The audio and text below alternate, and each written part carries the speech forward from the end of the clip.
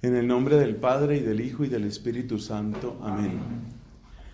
Unámonos a la oración de nuestro Señor Jesucristo. Padre nuestro, que estás en el cielo, santificado sea tu nombre. Venga a nosotros tu reino. Hágase tu voluntad en la tierra como en el cielo. Danos hoy nuestro pan de cada día. Perdona nuestras ofensas, como también nosotros perdonamos a los que nos ofenden. No nos dejes caer en la tentación y líbranos del mal. en el nombre del Padre, y del Hijo, y del Espíritu Santo. Amén. Mis amigos, llegamos a un punto clave en la historia de la cristología. Algunos dicen que el punto más importante de toda la historia del tratado cristológico, que es el Concilio de Calcedonia. Queremos darle un especial relieve porque lo merece a este tema, a este momento de la historia de la Iglesia y de la exposición de la fe cristiana. Entonces encontramos en nuestro tablero algunos apuntes que contienen las fechas claves, las personas claves y las ideas claves, y basándonos en esto queremos reconstruir un poco el ambiente, qué era lo que estaba sucediendo ahí. Nos damos cuenta que Calcedonia, en cierto sentido, debe su existencia a las controversias posteriores al Concilio de Éfeso. El Concilio de Éfeso, según exponíamos la vez pasada, se celebró en el año 431, por supuesto, en esa ciudad. Queda, pues, en el noroccidente de la actual Turquía. Ahí es donde queda Éfeso. Turquía no se llamaba Turquía, ¿no? Turquía se llamaba Asia Menor en aquella época. Y esa Asia Menor tenía distintas provincias. Por ejemplo, una que va a ser muy importante es la provincia de Bitinia, que es donde se va a celebrar el Concilio de Calcedonia. También en la provincia de Bitinia quedaba la ciudad de Nicea, de la cual ya hemos oído por el Concilio de Nicea, que fue cerca de un siglo, un poco más de un siglo antes de Éfeso, ¿no? Año 325.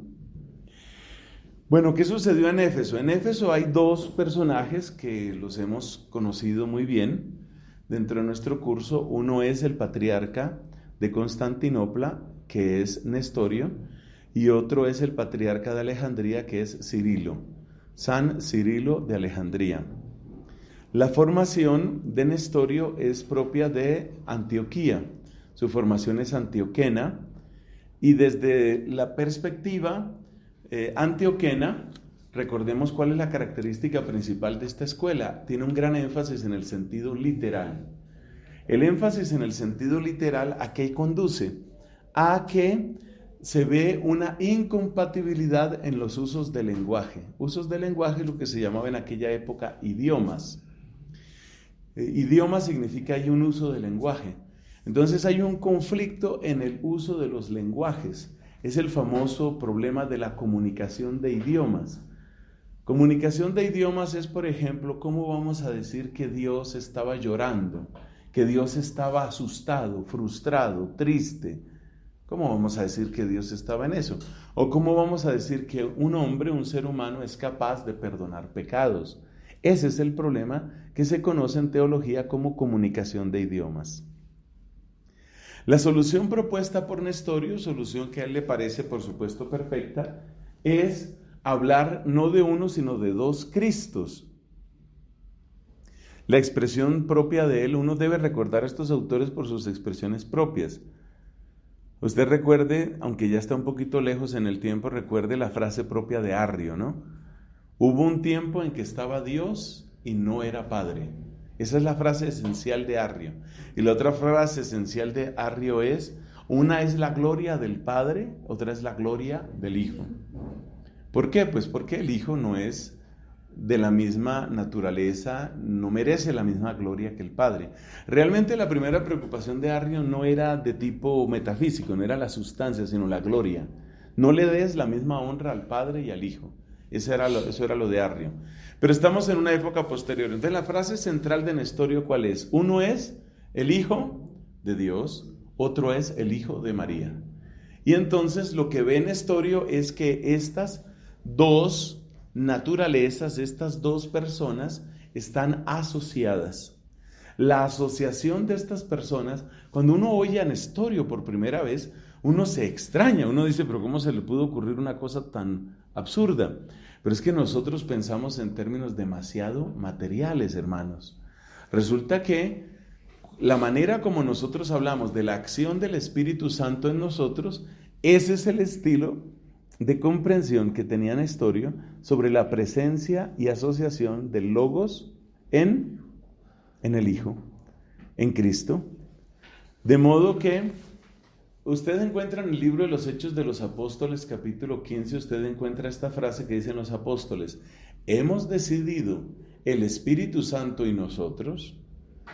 O sea que ellos hablaban ahí como de una sola decisión, pero una decisión que es del Espíritu Santo y que a la vez es una decisión de ellos. Así era como Nestorio imaginaba las cosas. Nestorio imaginaba el Hijo Eterno de Dios, que es el Logos, y el Logos que habita, penetra, se asocia, está con Cristo. Así como los apóstoles dijeron en Hechos, en el libro que tiene su nombre, en Hechos de los Apóstoles, así como los apóstoles dijeron, hemos decidido el Espíritu Santo y nosotros, Nestorio imaginaba las cosas seguramente así, que el Logos de Dios habitaba llenando completamente a este hombre, Cristo, que era el Hijo de María. Entonces en la cruz, ¿quién padeció? El Hijo de María. Cuando cuando aparece, por ejemplo, aquella expresión, tengo miedo hasta la muerte, dice una traducción, cuando Cristo se acerca a su pasión. ¿Qué significa esa frase según Nestorio? Tengo miedo hasta la muerte. Hombre, ahí está hablando el Hijo de María.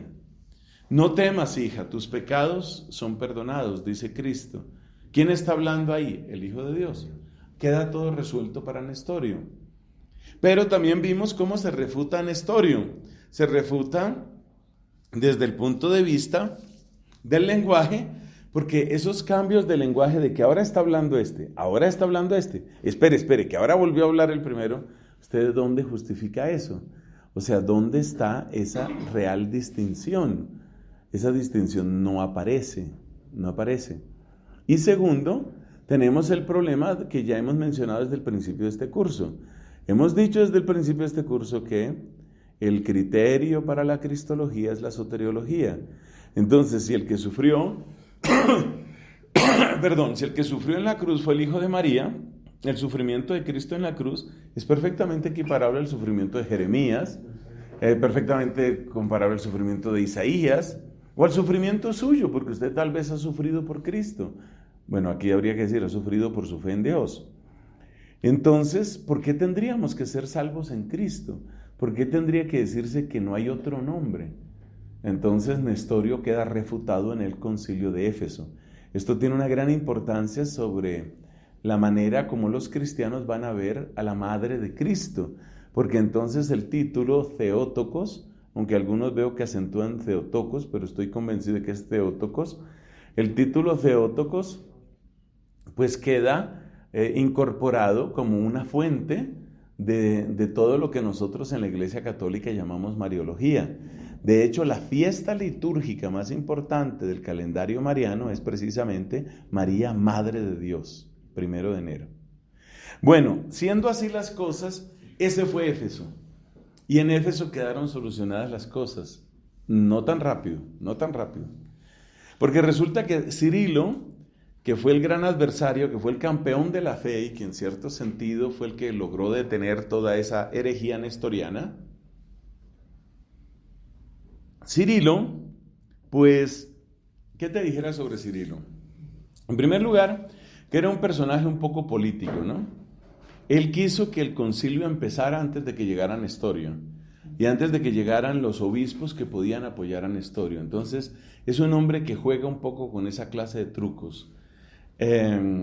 Por supuesto, la asamblea estaba completamente indispuesta contra Nestorio en el concilio de Éfeso, y pues todo esto hizo que fuera una victoria relativamente rápida, aparentemente limpia en el sentido de muy clara, pero ahí tenemos una dificultad con Cirilo. Eso no se puede negar, la historia hay que decirla como sucedió. Pero desde el punto de vista teológico había un problema que es el que yo les pido que lo tengan bien grabado. Cirilo veía, en las afirmaciones de Nestorio, Cirilo veía ante todo un problema. ¿Cuál es el problema? Que ese Cristo está dividido. Es decir, ese Cristo no podía decir la palabra yo, porque el yo, ¿cómo se dice yo en griego? Pues ego, propiamente ego, ¿no? Tiene el acento en la O, ego. El ego no existe en Cristo, sino que habría dos egos o egoes. Y entonces, eso es absurdo, dice Cirilo. Entonces Cirilo insiste en el tema de la unidad. Es evidente que existe Dios y que existe el hombre. Y en Cristo es evidente que está lo divino y lo humano. Pero el problema, y por eso tenemos aquí la palabra unión, el problema es cómo se da la hipóstasis. Ese es el gran problema, hipóstasis. ¿Cómo se da la hipóstasis? ¿Qué es lo que está debajo? ¿Sabe que eso es lo que significa, no? La palabra hipóstasis, quiere decir lo que está debajo. Entonces, ¿cómo se da la hipóstasis? Esa es la gran pregunta. Y entonces Cirilo, y esta es la frase problemática, Cirilo dice que cuando se da la unión ya no hay sino una sola naturaleza. Y ahí tenemos un gravísimo problema. Porque entonces Cirilo afirma, usted recuerde en descargos a favor de Cirilo, usted recuerde que la terminología no estaba completamente fijada. Pero Cirilo llega a afirmar en algunos de sus escritos que en Cristo solo hay una physis. Una physis. La palabra naturaleza significa physis. Pero luego los exégetas, usted sabe que la exégesis no es solo de la Biblia, sino también de los textos de los padres, y bueno, en fin, lo que se quiera estudiar. Entonces los exégetas, al analizar qué entendía por naturaleza Cirilo cuando decía que en Cristo la unión era tan perfecta que había una sola naturaleza, él no estaba refiriéndose ahí a una naturaleza divina ni a una naturaleza humana, sino a una naturaleza como un único principio de acción. Entonces, el error de Cirilo fue básicamente un error terminológico. El error de Cirilo fue plantear las cosas como que hubiera una sola ¿qué? Una sola ¿qué? Naturaleza. Pero resulta que él utiliza la palabra naturaleza, pero él utiliza la palabra naturaleza refiriéndose a naturaleza como si fuera un único principio de acción. Es decir, las acciones de Cristo no vienen de dos fuentes. Las acciones de Cristo vienen de una sola fuente. En Cristo solo hay un principio de acción. Y si usted se pone a pensar qué significa un único principio de acción, realmente eso es lo que nosotros entendemos por persona. Eso quiere decir que la terminología de Cirilo es confusa y eso produjo graves daños.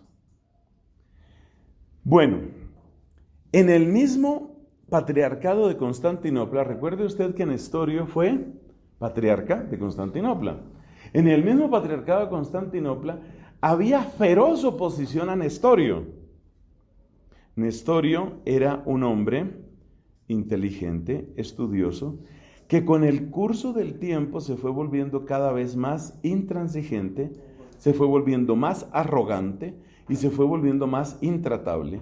Entonces Nestorio cada vez endureció más su posición. Algunos de los contemporáneos dicen, Nestorio solo lee los libros que él mismo escribe. Entonces Nestorio estaba encerrado en sí mismo. En su misma jurisdicción, es decir, en el patriarcado de Constantinopla, había oposición a él. No lejos de Constantinopla se encontraba un monasterio. El superior de ese monasterio, conocido como Archimandrita, tenía el nombre de Eutiques. Eutiques era de los que estaban absolutamente fastidiados con la enseñanza de Nestorio. Nestorio con sus dos hijos, el Hijo de Dios, el Hijo de María. Este monje llamado Eutiques, realmente estaba saturado, fastidiado con esa manera de hablar.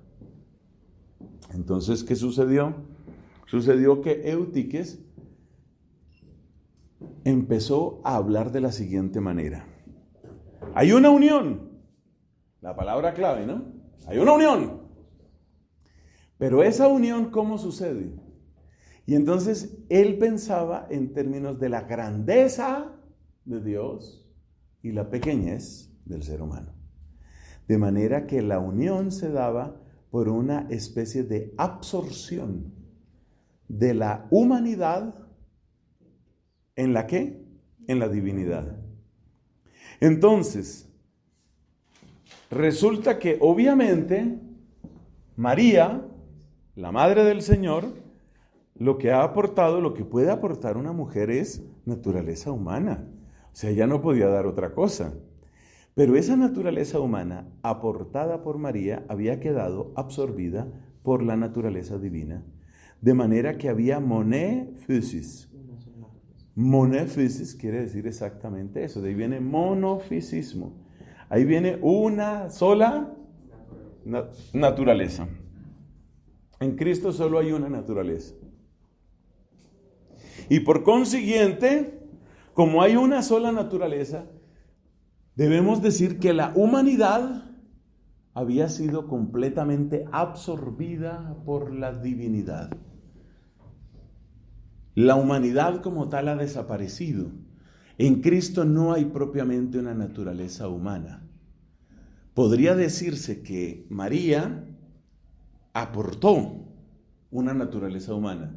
Pero la imagen, la palabra clave que uno le debe quedar cuando usted le hablan de eutiques, la palabra clave que debe llegar a su mente es absorción. La naturaleza humana fue absorbida por la naturaleza divina.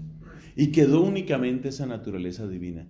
De manera que en Cristo nosotros vemos lo que es una naturaleza humana absorbida por una naturaleza divina.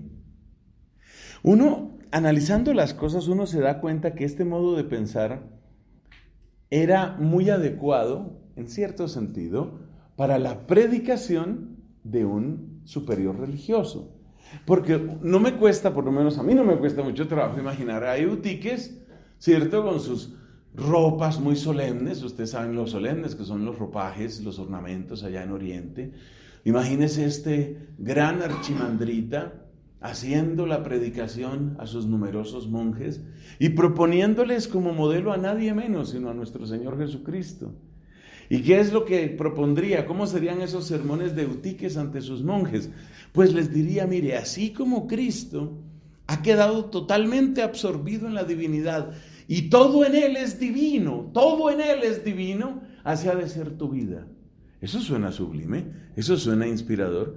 Entonces, todo lo que usted haga, su manera de comportarse, ha de reflejar a Dios. Usted debe irradiar a Dios.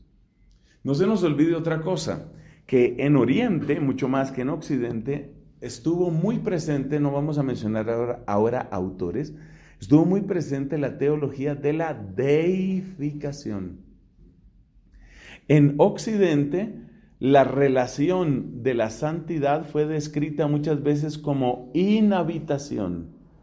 En Occidente, la inhabitación. En Oriente, el vocabulario es más audaz y ese vocabulario llega a hablar de deificación.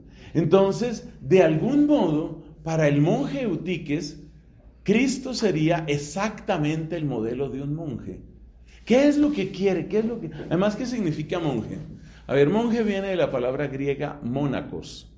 Y mónacos es el que es solitario, el que es uno y único, el uno y único.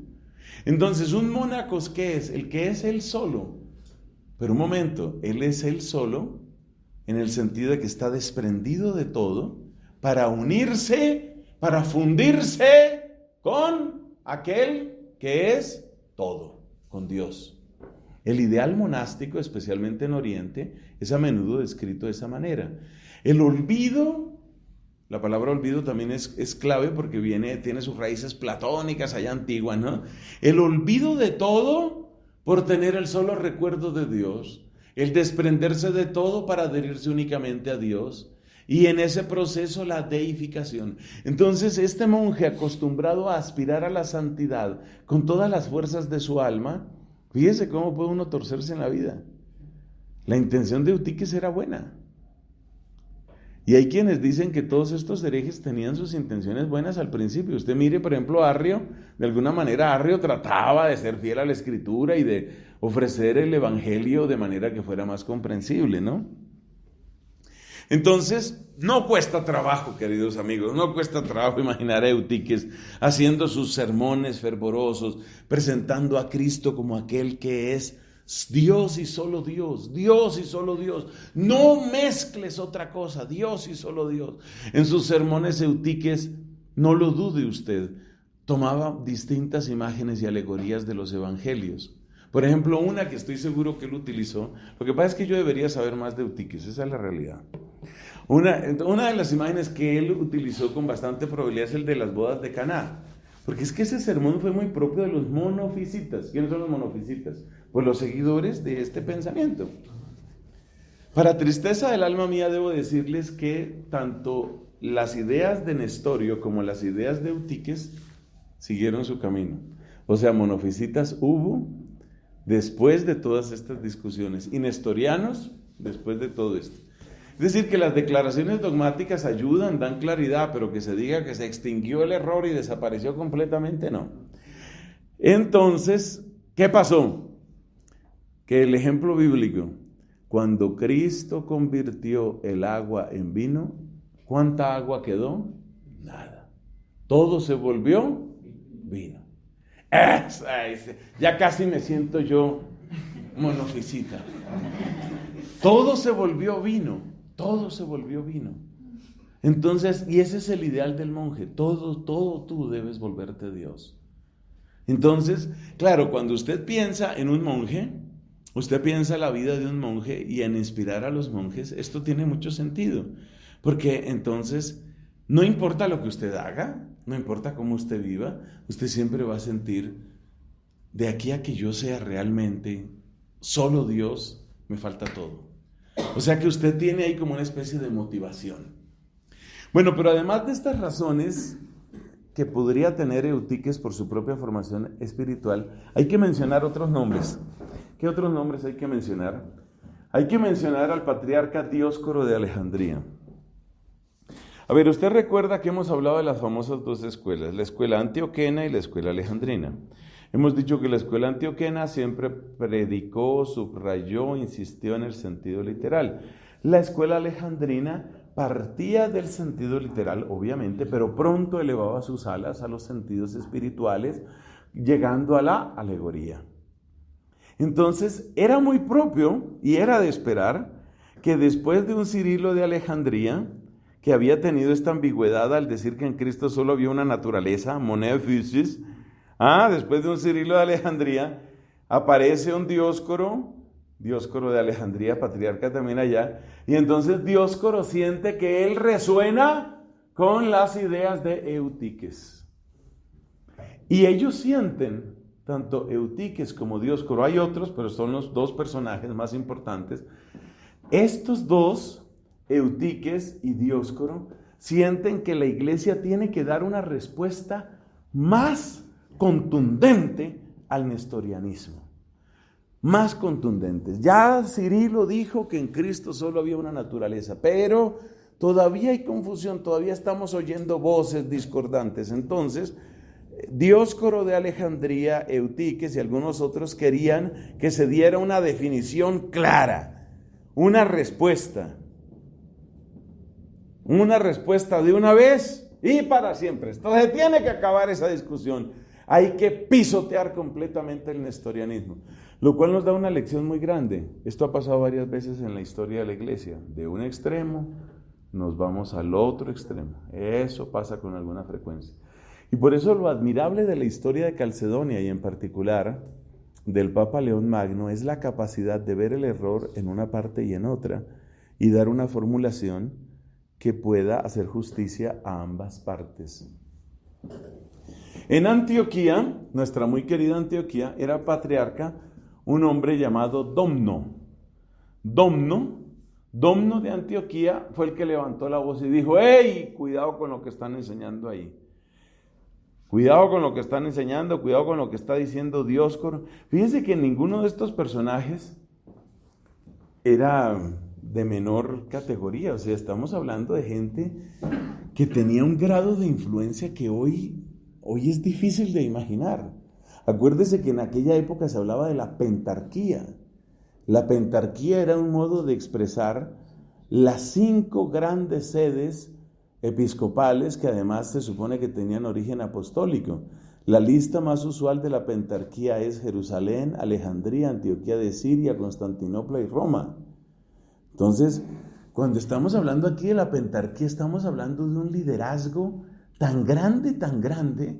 O sea, el patriarca de Alejandría tenía una influencia que hoy no la tiene nadie. Hoy el presidente de una conferencia episcopal no tiene ni sombra de la influencia que tenía uno de estos. Usted imagine, por ejemplo, que hubiera un líder, un gran líder, que se pudiera decir que representa a todo África, que todo África escucha atentamente la voz de tal obispo, de tal cardenal, y que hubiera un cardenal que le da la voz a toda América Latina. Eso no existe, ¿no? Realmente eso no existe, ni siquiera en Colombia uno puede decir que hay un obispo que realmente esa es la voz. No, eso es muy difícil.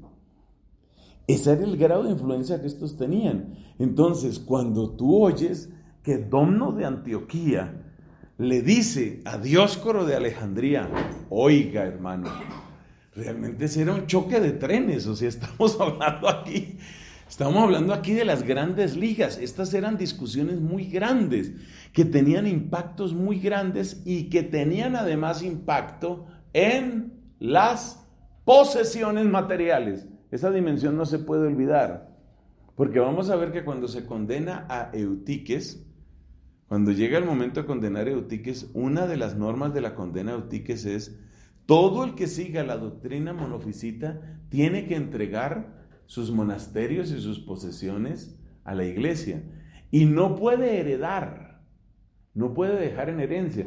Entonces, de inmediato, la teología tenía un impacto inmediato en los hechos civiles. Había una interrelación entre lo político y civil por un lado, lo espiritual y teológico por otro lado, que para nosotros es muy difícil de imaginar. Muy difícil de imaginar. Es algo que uno hoy pues no lo ve. Lo máximo que uno ve es que Bolsonaro le dio pasaporte diplomático al jefe de Pare de Sufrir. Eso es lo máximo que uno ve en nuestro tiempo. Entonces, se presenta esta discusión. Como estas discusiones tienen repercusiones civiles, políticas, económicas, no es extraño que de inmediato aparezcan los emperadores. Entonces tenemos que hablar de los emperadores. Quiero recordarle que por esta época hay que hablar de emperador de Oriente y emperador de Occidente. Pero realmente los emperadores que juegan aquí son los emperadores de Oriente.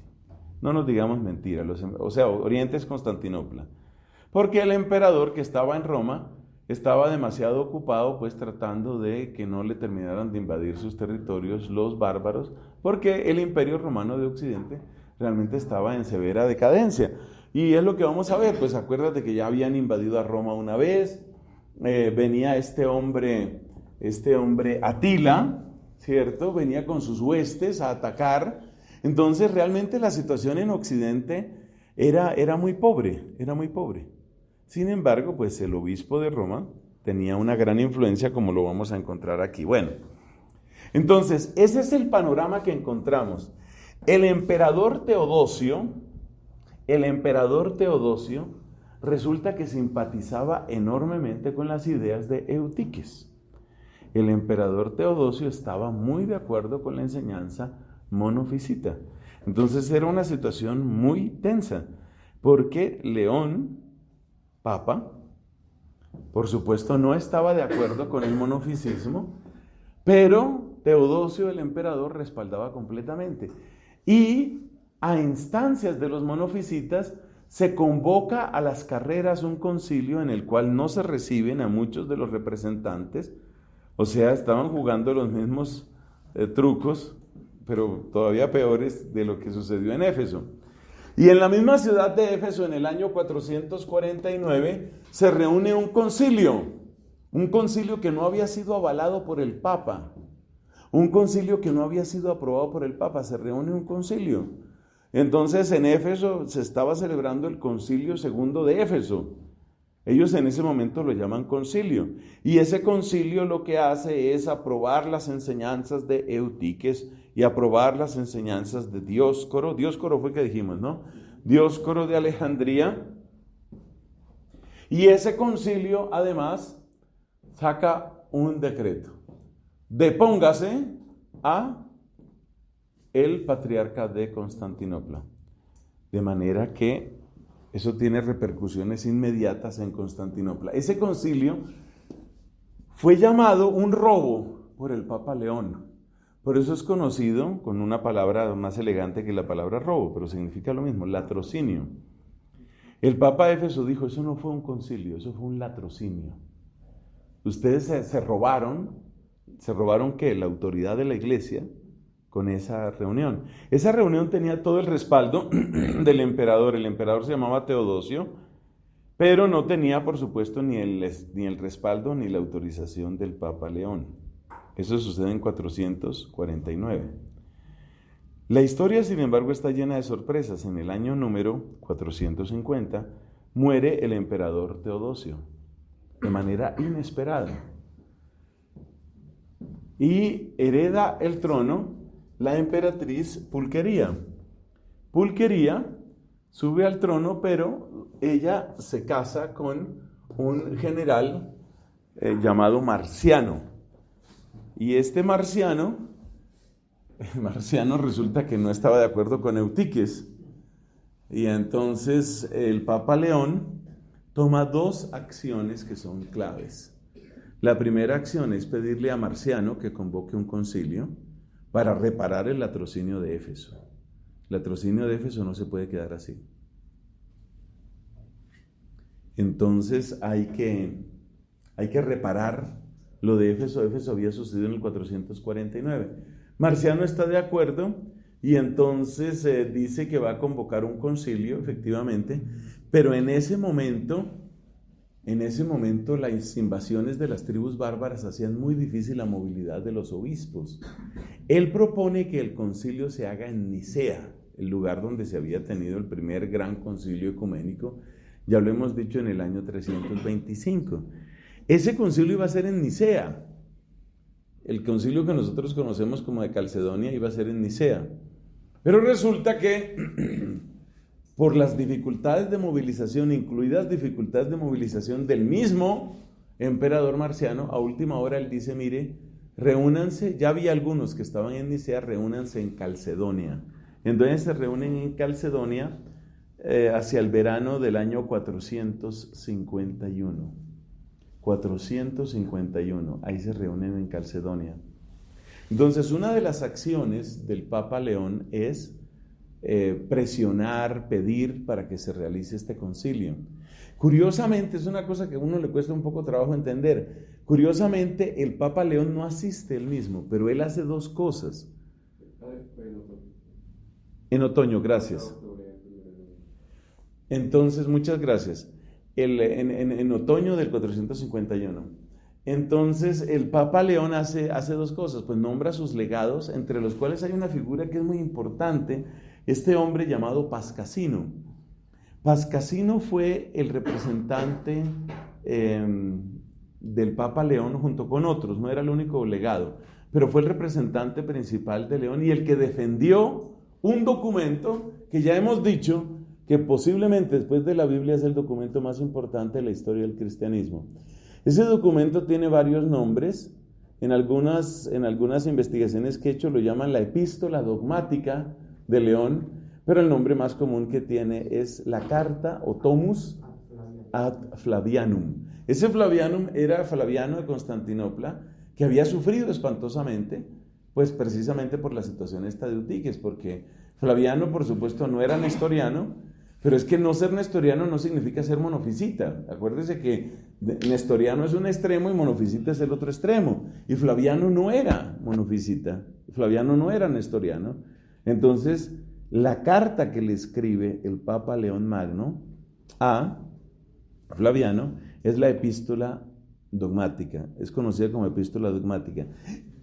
Esa Epístola Dogmática fue leída por Pascasino en el concilio de Calcedonia en ese año 451. Es famosa digamos, el recuerdo que hay, llamarlo anécdota tal vez es un poco superficial, es famoso el recuerdo que hay de la exclamación de los obispos allí reunidos en Calcedonia, pero téngase presente que no pudieron llegar muchos. Sin embargo, aunque no pudieron llegar todos, de los concilios de la antigüedad fue el más numeroso, contándose cerca de 600 participantes. En ese concilio, Pascasino lee la carta del obispo de Roma. Era el documento más esperado porque se trataba del obispo de Roma. Entre otras cosas, para la historia del papado, estos acontecimientos son tremendamente importantes, porque ningún otro documento es más esperado en el concilio de Calcedonia que la palabra del obispo de Roma. No es la primera vez, ciertamente, en que se toma la autoridad del obispo de Roma como algo realmente decisivo. Entonces, Pascasino va leyendo la carta, tampoco es demasiado extensa, va leyendo el documento, luego vamos a acercarnos a algunas de las formulaciones claves de este Tomus ad Flavianum, de esta epístola dogmática de León, y nos vamos a dar cuenta que realmente es la fe que tenemos hoy, o sea, es la formulación exacta de la fe que tenemos hoy.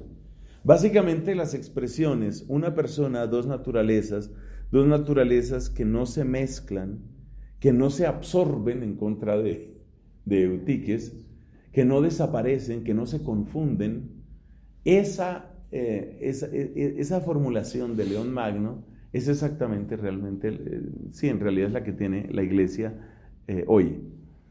Entonces se leyó esa carta y la anécdota es que los obispos decían: ha hablado Pedro por boca de León. Esta es la fe de la Iglesia. Eso fue algo absolutamente impresionante. La unanimidad con la que fue acogida la palabra de León hizo que ese documento se convirtiera como en el eje alrededor del cual giró la parte dogmática y religiosa del concilio de Calcedonia. Pero ustedes saben que León Magno es un hombre absolutamente admirable, o sea, por algo la historia lo recoge con ese nombre. Cualquiera diría que es pues un tremendo triunfo. Es el documento más impresionante, más impactante de la historia del cristianismo en cierto sentido. Pero el concilio de Calcedonia no se limitó a estas cuestiones, sino que también tomó otras medidas de tipo disciplinario y tomó medidas de tipo jurisdiccional, por ejemplo, deponiendo a algunos obispos, tomando otra clase de decisiones, asuntos de bienes temporales. Realmente fueron un pocotón de sesiones, fueron muchas sesiones, fueron como 15 o más sesiones que tuvo el concilio de Calcedonia. Pero las sesiones tampoco eran tan extensas, había sesiones que eran de unas horas, pero eran sesiones. Y lo importante es que de esas sesiones salían decisiones y salían actas y salían anatemas y salían nombramientos y salían disposiciones. Cuando le presentaron finalmente los documentos del concilio de Calcedonia a León, debe también decirse, para que conste en la historia, que León Magno no aceptó el conjunto de las actas de Calcedonia. Él dijo: acepto, promuevo, ratifico todo lo que tiene que ver con la teología. La parte teológica, la parte religiosa, nosotros diríamos cristológica realmente. Todo lo de Calcedonia está bien, pero muchos de los nombramientos él consideró que o eran excesivos o se extralimitaban. Entonces las disposiciones disciplinarias de Calcedonia no fueron aceptadas totalmente por León Magno. Bueno, esa es la historia básica de Calcedonia. Ahí tenemos los nombres principales, ahí tenemos lo que ha sucedido.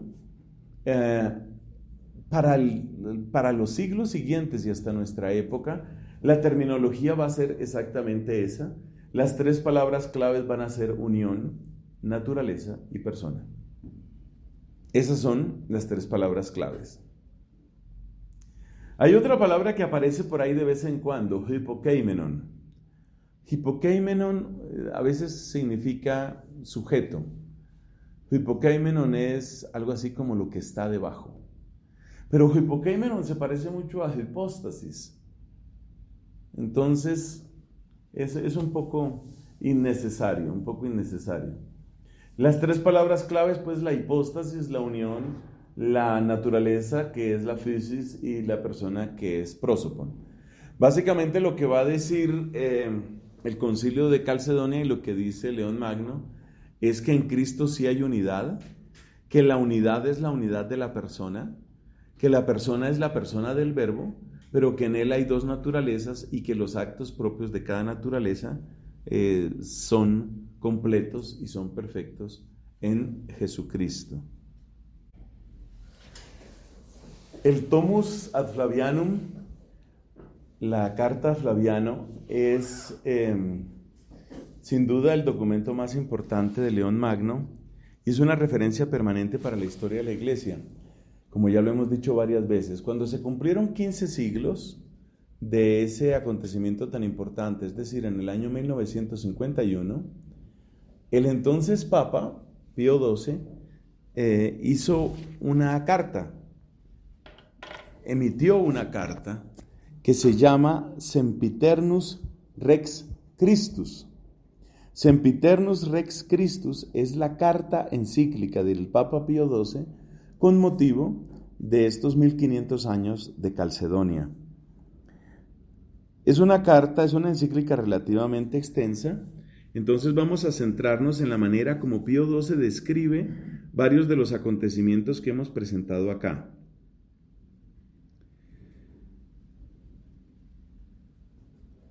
Empecemos por lo del latrocinio de Éfeso.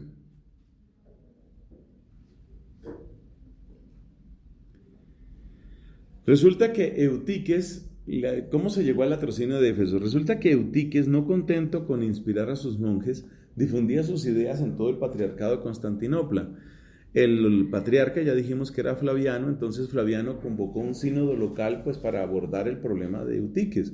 Como Eutiques era archimandrita, era abad de este monasterio tan importante y con tanta fuerza espiritual, Flaviano pues trataba de resolver esa crisis. Leo del Papa Pío XII se llama Sempiternus Rex Christus, o Christus Rex, Sempiternus Rex Christus. En un sínodo particular reunido en Constantinopla y presidido por San Flaviano, ojo, canonizado, obispo de la misma ciudad, Eutiques, que andaba diseminando obstinadamente por muchos lugares sus errores en los monasterios, después de ser acusado por el obispo Eusebio de Dorilea, fue condenado. Pero él, Eutiques, como si la condenación hubiera sido una injusticia contra quien estaba combatiendo la naciente impiedad de Nestorio, porque Eutiques se consideraba el gran cruzado pues contra Nestorio, ¿no? Apeló al juicio de algunos obispos de grande autoridad.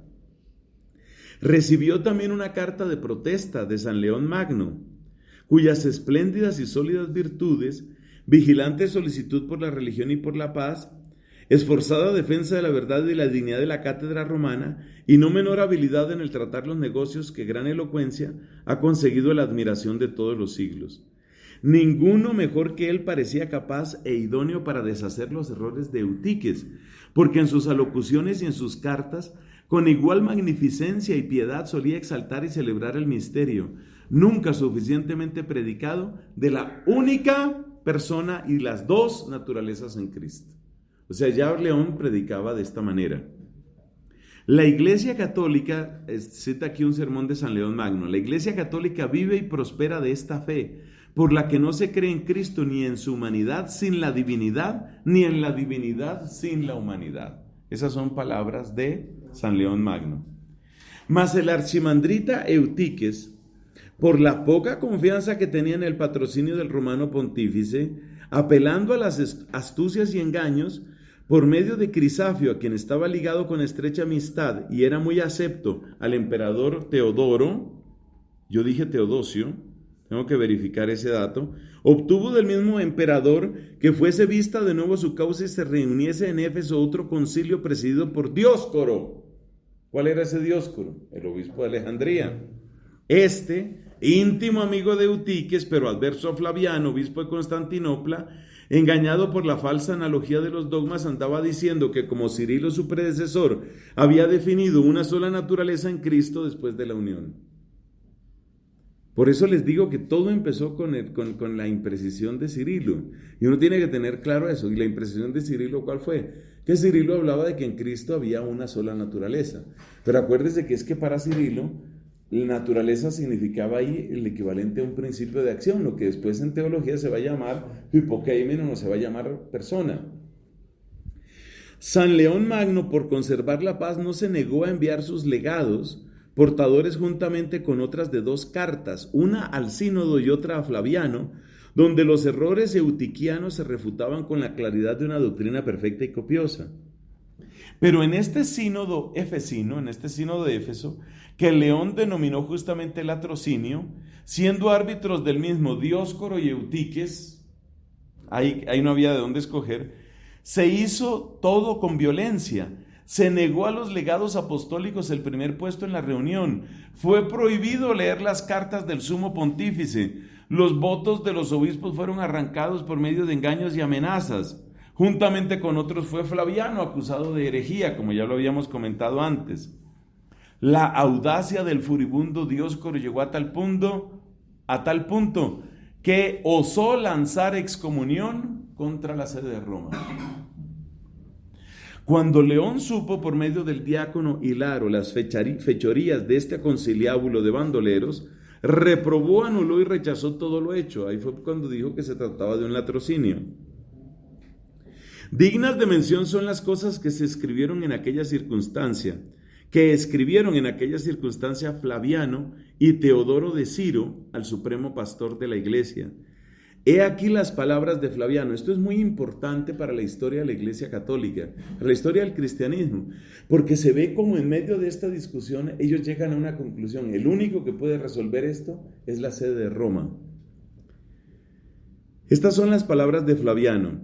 Procediendo como en virtud de un prejuicio inicuamente todas las cosas para mi daño, después de aquella injusta sentencia pronunciada contra mí por Dioscoro, mientras yo apelaba al trono de la sede apostólica de Pedro, príncipe de los apóstoles, como también al sínodo sujeto a vuestra santidad, de repente me vi rodeado de muchos soldados, que no me permitieron refugiarme en el santo altar, sino que trataron de sacarme fuera de la iglesia. Y luego vienen también las palabras de Teodoro de Ciro. Entonces interviene el Papa San León Magno.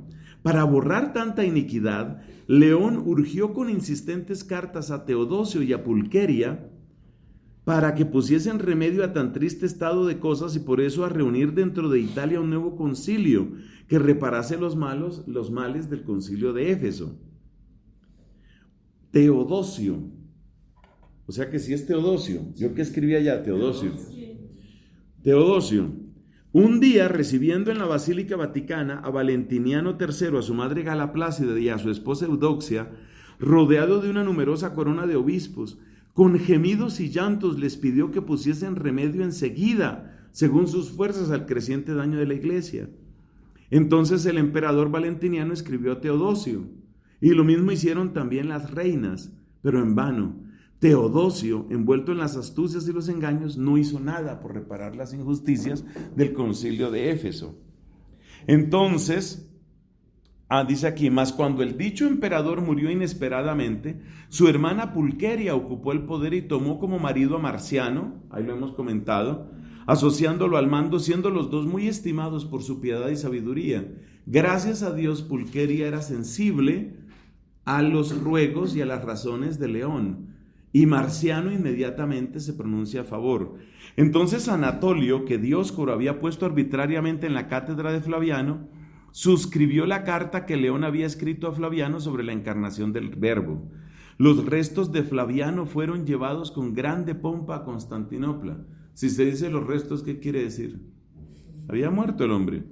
Los obispos depuestos fueron restituidos a sus sedes y comenzó a ser unánime la reprobación de la herejía eutiquiana, de modo que no se veía ya la necesidad de un nuevo concilio. A pesar de todo, el concilio se celebró por deseo del emperador y con el consentimiento del sumo pontífice. Bueno, entonces aquí describe, a Pío XII le encantaba escribir así con cierta pompa.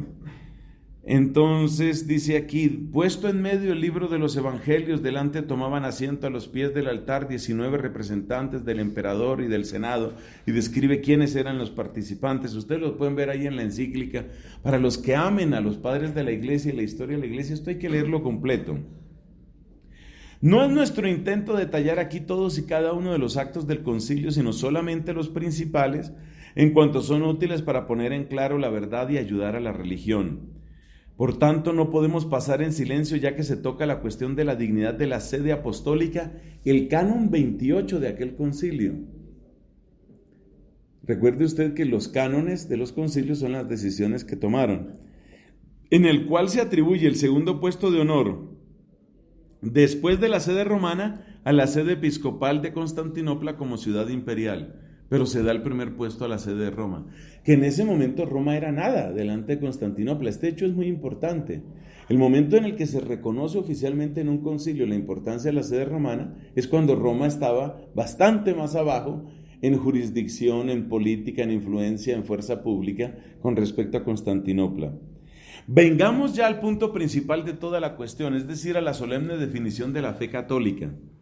En la cuarta sesión del Sacro Sínodo, pidieron los representantes imperiales que se compusiese una nueva fórmula de fe, pero el legado pontificio, que ya sabemos cómo se llamaba, Pascasino, interpretando el sentir de todos, respondió que no era necesario, porque algunos decían, pues hagamos un símbolo. Acuérdate que en Nicea se había hecho un símbolo, ¿cierto? Y ese símbolo fue luego completado en Constantinopla, por eso tenemos el símbolo niceno-constantinopolitano, que es el que nosotros llamamos el credo largo, y el otro es el símbolo de los apóstoles. Cualquiera de los dos puede decirse en las misas que así lo requieren, misas de domingo, por ejemplo. Pascasino dijo, no es necesario componer otro símbolo. Entre los que hay, dice aquí, bastando los símbolos de la fe y los cánones ya en uso en la iglesia, entre los que hay que contar primeramente la carta de León a Flaviano. Luego, en tercer lugar, es decir, después de los símbolos niceno y constantinopolitano y de su exposición hecha por Cirilo en el concilio efesino, los escritos enviados por el beatísimo y apostólico León, Papa de la Iglesia Universal, contra tu herejía, contra la herejía de Nestorio y de Eutiques, ya han indicado cuál es la verdadera fe. Fíjate cómo se describe la carta a Flaviano, que va contra la herejía de Nestorio y la herejía de Eutiques.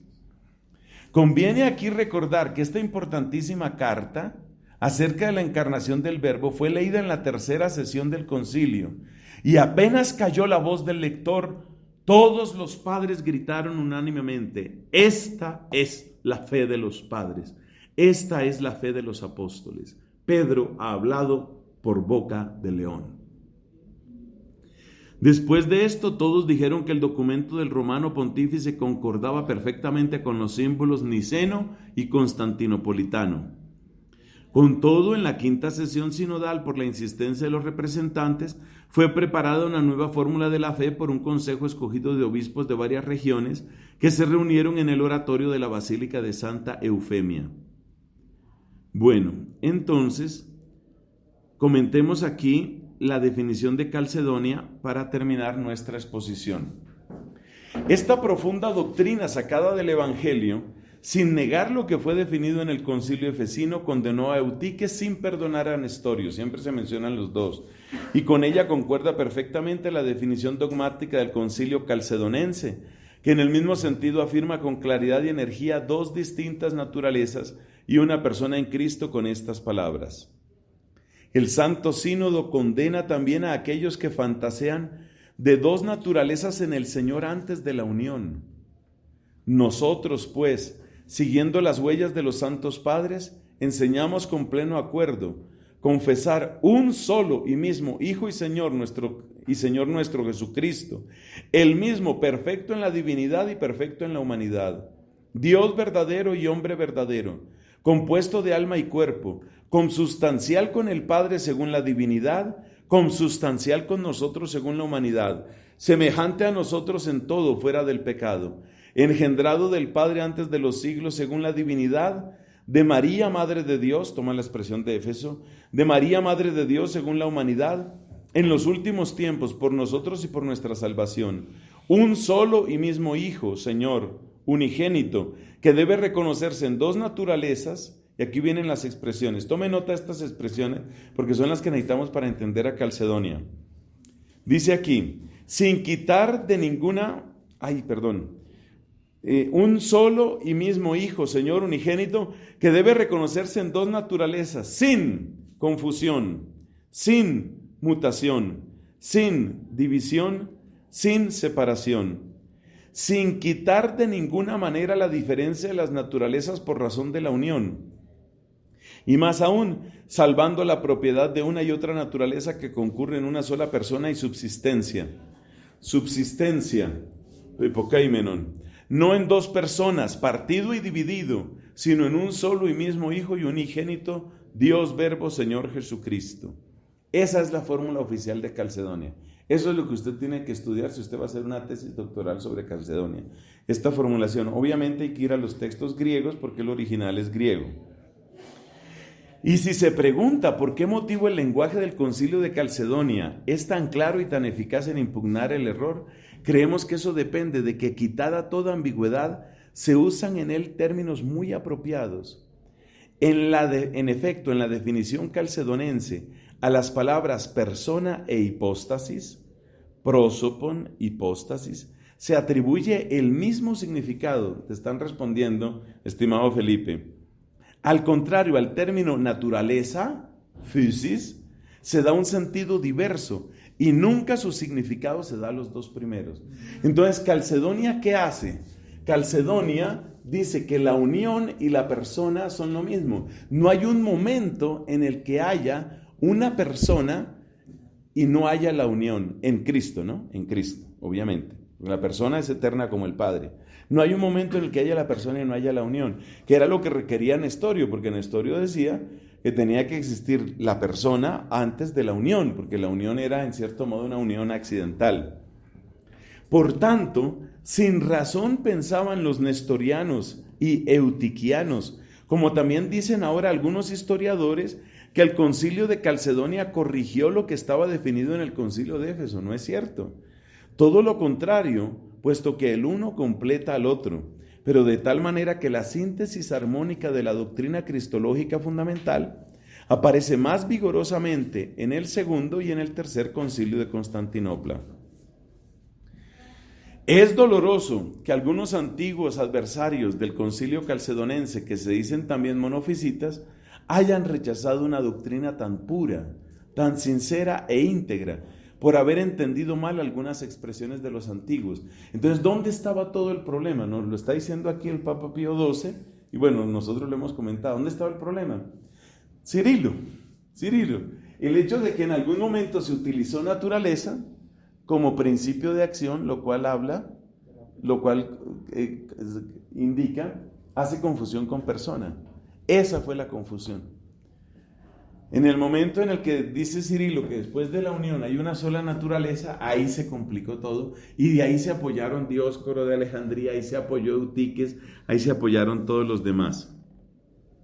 Sin embargo, los padres de Calcedonia habían eliminado todo equívoco y toda incertidumbre de aquellos términos, porque equiparando la terminología trinitaria con la cristológica, como tú nos mencionaste, identificaron la naturaleza y la esencia por una parte y la persona y la hipóstasis por la otra, distinguiendo bien entre sí las dos parejas de términos, mientras que los disidentes siempre tienen la respectiva confusión. Bueno, es interesante, dentro de esa carta encíclica, repito el nombre, es la Sempiternus Rex Christus. Sempiternus Rex Christus. Es interesante cómo el Papa, eso va en la línea de lo que tú nos comentaste, cómo estos errores siguen. Luego el Papa Pío XII hace una lista de cómo este tipo de errores monofisitas y de errores nestorianos siguen de algún modo sucediendo dentro de los cristianos. Es algo pues para tener en cuenta. Bueno, yo creo que ahí tenemos una mirada panorámica de qué sucedió en Calcedonia, por qué se dio, qué se definió, y creo que estas últimas palabras de Pío XII nos ayudan a aclarar muy bien el asunto.